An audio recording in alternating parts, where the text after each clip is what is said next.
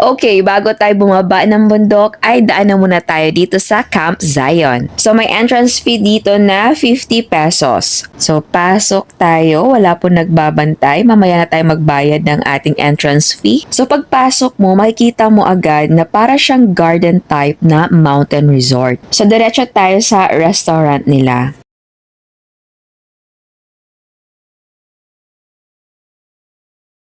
Diyan sa right side natin ay pool area yan. May mga construction materials pa dahil sa gilid niyan ay may ginagawang building. At eto na ang kanilang resto.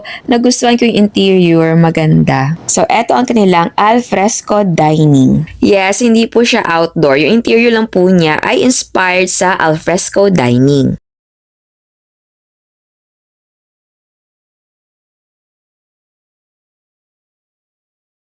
And yes, pwede kang kumain dito sa labas. So, eto talaga ang alfresco.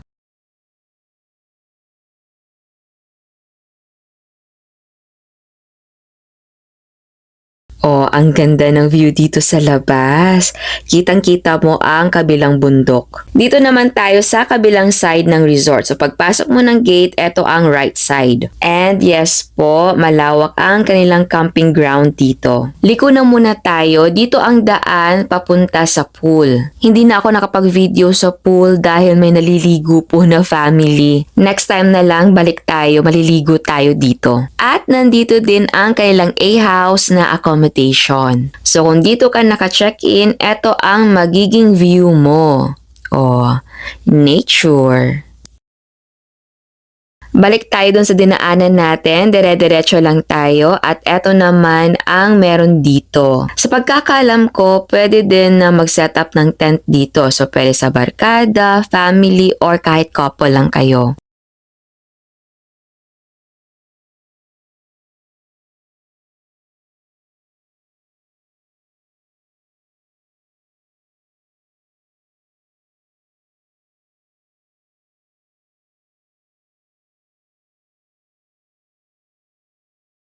Mas maganda ang view dito dahil kitang-kita mo ang kabilang bundok. Mas malawak kasi yung view dito dahil walang nakaharang.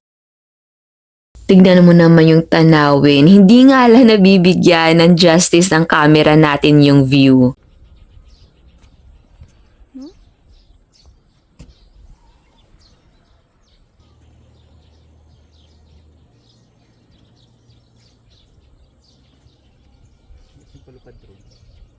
And oo nga pala, eto ang kanilang menu.